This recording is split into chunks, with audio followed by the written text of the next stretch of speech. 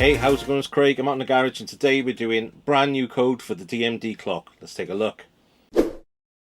Okay, so this clock's been running out here for about 5 years now, ever since I did that previous project video using the RPi to DMD project and the panels and everything else set up. This uses slightly different hardware, but it's all plug and play. If you can plug a ribbon cable in and flash an SD card and wire a plug, you're pretty much done. There's no soldering or anything involved in it, but this is a whole new project compared to RPi to DMD. It's using the principles and the ideas of it, using the animated GIFs and things. But ever since I did this retro CRT project, I wanted to customize this to something that I wanted out here. So as you can see, we're going through a bit of a heat wave at the moment. It's absolutely boiling in Barry in South Wales. I've got the headlines from the BBC displaying now. So it's good. The Prime Minister's resigned today as well. So there's going to be lots of different headlines coming up on here as this video goes on. I can do YouTube subscribers, I can do train times. The train times will come up in a minute and they look absolutely amazing. Ignore the refresh rate, that's only because this camera is capturing it at a different rate. I'll show you some nice B-roll of all the different features in a little bit. But everything's supported then by a web backend. So I won't go into the details on try and show you on my phone. I'll do a screen record in a bit and I'll do a bit of a voiceover on that. But everything is configurable back there. So this is the train times. This is a modern looking train screen. So it's got the next train going out of Barry Station and platform 1. You can configure it in the back end, no APIs. Tell it what station you want to go from and what platform, and it'll tell you the latest train times for that area. If that's your thing. I quite like it out in the background. But you can make it look like an old style, black and orange style as well. And there's another one that's a mix between modern and new. YouTube subscribers, as you've seen then, if you haven't got a YouTube channel, turn it off. You don't have to have anything enabled if you don't want it on there. Don't want the date, turn it off. Change the fonts, change the font size, change the font colors. You've got loads of functionality in the back end. Weather app, you can change it to any city. Just literally change the city, press for refresh, and then out it goes, and you'll get the new city showing for that weather. So yeah, let's have a look at the back end. I'll do you a couple of previews of things. There's one real cool feature, which is a GIF editor. I'm really surprised I managed to get this working to the quality it is. I can download a GIF from, say, Giphy or somewhere, upload it to the system, edit it so I've got the right crop for the size of the panel, press which category I want it to go to, and it's live on the system within probably a minute. I can time that when we do an edit of a thing. It's all customizable, so if there's GIFs on you don't like, delete them on the back end. Really easy, no messing around with SD cards, things once it's up and running. So let's have a look at the features of the back end. I'll talk you through each of the items and the web code on the back end, and then I'll talk you a little bit through the hardware and how to set it up, but it's really easy, I promise. Let's take a look. Okay, so I'm going to get through this as quick as I can because I don't want this video to be too long. This is the back end, so you go to goodwindmd.local:5000. It's not a secure connection at the moment, but it's all running on your local network, so it's not a problem. Maybe in the future releases I'll do an SSL certificate on this to make it a little bit more secure. Currently it's on the do not disturb mode, so do not disturb I run in the daytime when I'm on Teams calls and things like that because I don't want GIFs flashing in my side of my view. I can turn that on and off. Everything is toggleable on these little pink and black switches. So you can see that's gone into the live time now. I can change the brightness. I can change it right down to 5% brightness and it takes it really dull, or I can put it up to 100%, which is really bright. I normally sit around 65% to 70% brightness out here. The carousel loop will alternate between an animated GIF and whichever is the next in the order. So for this demo I'll show you quickly that. So it'll do the clock for 5 seconds, then it's going to go to an animated GIF. Once that's finished it's going to go to the YouTube stats for 5 seconds, then it'll go to an animated GIF. Then once that's finished it'll go to date and time, 5 seconds, and carry on going all the way through them. So I'm going to turn that loop off just to enable this video to be a little bit easier to view. So time, we've got duration here, how long you want it to show on screen. You could have it for as long as you want, whether it's enabled in the carousel. And then we've got 2 settings here for fonts. So we've got Arial Black, Solid, we've got an 8-bit arcade style and a Stern DMD style. So if I click through those quickly, so this is the 8-bit style one. This is the Stern pinball style one. That one, as you can see, is a bigger font, so you need to change the font size down here. So I can take it down to say 20 and it'll fit nicely in the screen. as you can see, things are moving around a little bit on there. The font size will change that, so sometimes it's worth having a play around with font sizes and fonts. I'll add more fonts in the future as well, but I prefer the Arial Black for a lot of these. I'm going to take it up to 25 again, so that fits quite nice on the screen. Then I've got 5 different colour options: ice cyan, blue, deep blue. I've got classic amber, hot orange. I've got vaporwave pink to violet, and I've got cyberpunk green to matrix, and I've got radical magenta to sunset gold. So these fonts and colours are available in date and time as well. So I won't go through these in too much detail now. As I said, I'll add more colour options and more fonts in the future. YouTube stats. So it's just going to show me the YouTube stats for my channel. I'll show you how that's configured in a minute. It's right down the bottom. I can change the font size on this. I can make it bigger, or I can make it smaller. I haven't tried it on a channel that's bigger than mine, so if you've got a successful YouTube channel better than mine, please have a go at this, because I would love to see it with a channel that's got 10,000 or 100,000 subs on there, just to see how it's displaying. Date, very similar to time. Again, you can change the font, you can change the size and the style and everything of it. Live weather, so let's go into this. I've got this one set for 10 seconds because it's nice to have on screen for a little bit. We're coming out of that heat wave that I was on the camera for, but it's showing the live weather for Barry at the moment. So it's 23 degrees at the top. Then Sunday, Monday and Tuesday, the next 3 days weather, it looks like it's going to rain, which is typical because I've got to paint my house. If I change this then to, I don't know, a different area, so let's go with Gran Canaria, which is where I want to go on holiday later this year. It'll take a second or two, and there you go, it's updated. So that's actually warmer here than it is in Gran Canaria at the moment. Sunday and nicer, and then Monday and Tuesday as well. So I'll put that back to Barry in South Wales, and it's going to pick up the weather. And you can do this anywhere around the world, so it's going to pick up your weather pretty quickly, as you've seen. News ticker, I've only got BBC News enabled at the moment. I'd be interested if people want different news feeds on here. Maybe we could have a drop down or a toggle to have different news feeds showing.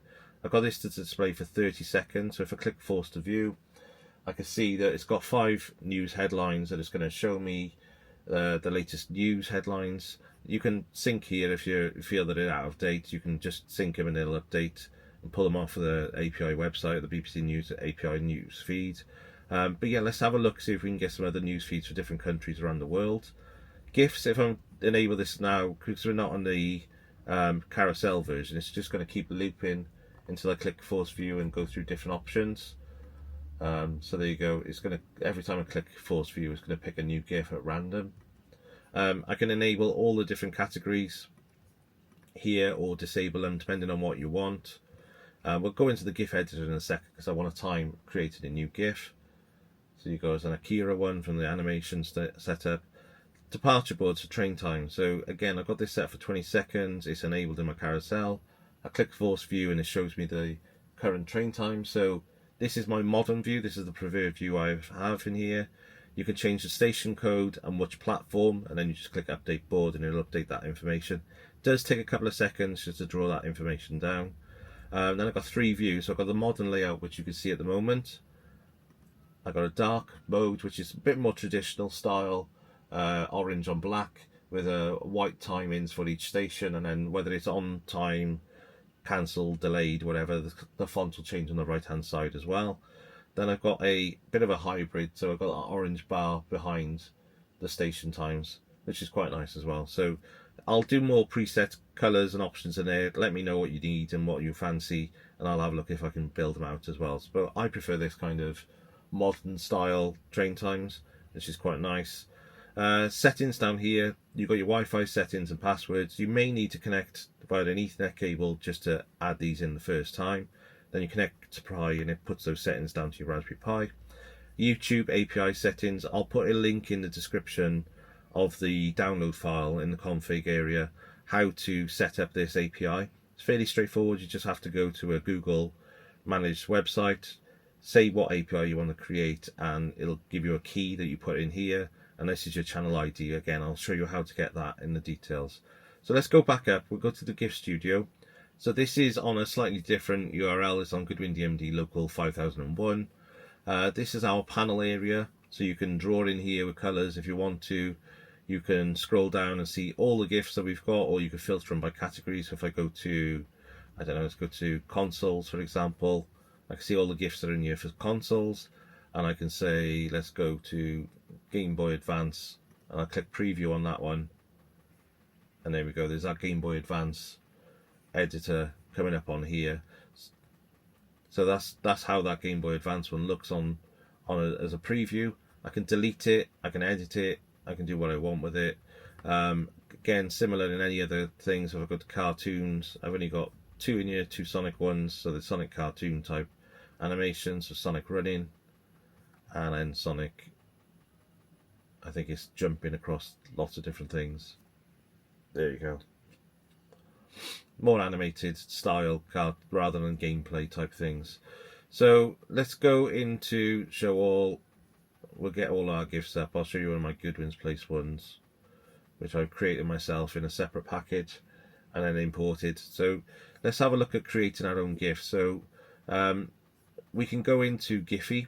I found this one, which I thought was quite cool. We'll do it as a test for a YouTube test. If I download that, it's going to download it as subscribebell.gif. So go back into our editor. If I choose my file, subscribebell.gif, it's going to load it into this editor now. And then I can play the preview. I can't see anything. So it's probably off screen somewhere. So because it's a large square animation on this, I'm going to stop the preview. I'm going to change the vertical position down to maybe minus 25, 24. Click Apply Layout, Composition, and then it's going to show me where it is now. Right, we've gone a bit too low now. So I can do it while it's running live, it just takes a little bit of time. So I don't know whether I need to go higher. So I've gone to minus 14, and it'll refresh in a second. Now, so I need to go a little bit lower. So it was 25, let's go to minus 35, around there.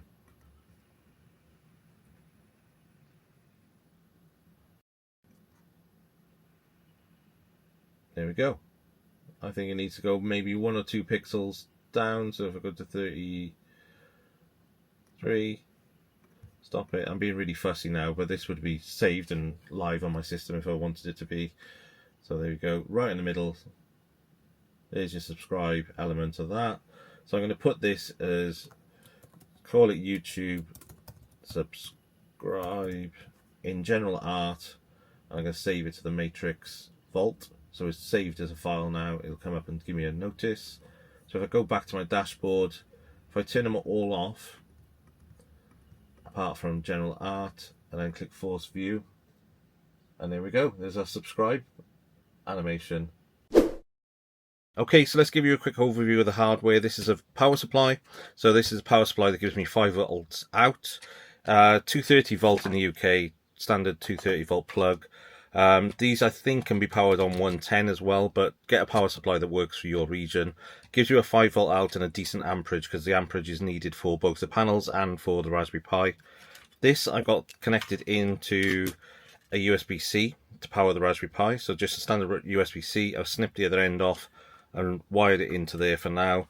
And I've got 2 connectors. These come with the panels, so these connectors power the panels. So that's our power supply done. Then of course we've got a Raspberry Pi. So this is a Raspberry Pi 4. This has got a 32 gig SD card in there, and you're going to need something similar to that to power this system. This is the Adafruit hat. So this is the LED hat. This is the more expensive one with the battery save on there for the time and everything, but you don't need it. I only bought it because it was available quicker. I'm not using a battery in there at the moment, so this basically just plugs straight on top of this hat. All these kinds of Adafruit type things, Raspberry Pi components, just push on like that, and then you're ready to go. Then we've got 2 sets of panels. So we've got 2 LED panels. These are P2.5s. You can go up or down depending on the resolution you want. It might need a couple of settings changed, and they come with these ribbon cables. So all we're going to need to do is connect our 2 panels together. So I try and do this while holding the camera at the same time. Move my Raspberry Pi out of the way. Two panels are going together. Follow the arrows, so the arrows in here are showing that it's going this direction. So we want to connect this panel to this one. Just push those in. We're going to connect this as the input, and that's going to go to our Adafruit hat. So I'm going to put that on there in a second. It's really hard to do it. If I'm doing this one-handed, it shows how easy it is. Push this into here. So that's our Adafruit hat on. Make sure you don't bend it too far over. You don't want to break that GPIO pins. Then we're going to plug our USB-C power in the Raspberry Pi. So we plug it in there. Then we want to plug in our two power cables. Oh, I've gone through there with. I'll have to sort them later. I've gone through the loop of my cable with the USB-C, and then my other one goes in over here onto this one, making it a little tight because I looped my cables a little bit wrong. So if I push this over now, turn those over. If I plug this in under my desk.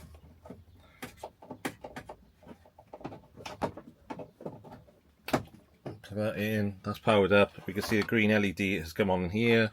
The Raspberry Pi should have activity flashing away. It takes a minute or two for them to boot up, but as long as you flash that SD card, that is pretty much it. That's everything set up now. So give it a minute or two. I'll fast forward on this video and I'll show you when the panels are booted. And there we go. So the panels are now working. Everything's up and running. Showing us our time. I've got the panels upside down here, but you can see it's so easy to plug in, get everything up and running, and it took me a couple of minutes one-handed. So if I can do it one-handed, anyone can do this project. Cool. Okay, so that's a preview of the back end and the hardware. Pretty easy, honestly. If anyone, this is probably a teenager's project to want to do, so father and son, father and daughter. This is something I would have done with my girls when they were little, if they like to play around with these sort of things.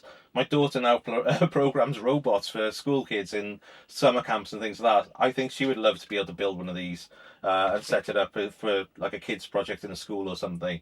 But it's a really cool project. I'll be distributing the software for this, so if you do want a copy of it, you do want to beta test it, it is a beta mode at the moment. It's not fully tested. I would like other people to test it out.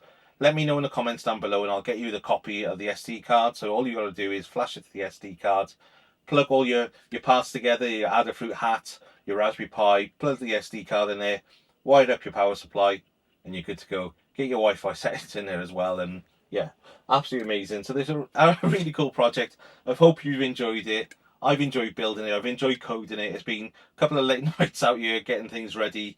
I'm absolutely boiling out here now. It's such a hot day for South Wales in June. So I'm going to wrap this video up quickly and then I'll show you a little bit more B-roll as we wrap up the video, and I'll catch you in the next one. Cool. Thank you for watching.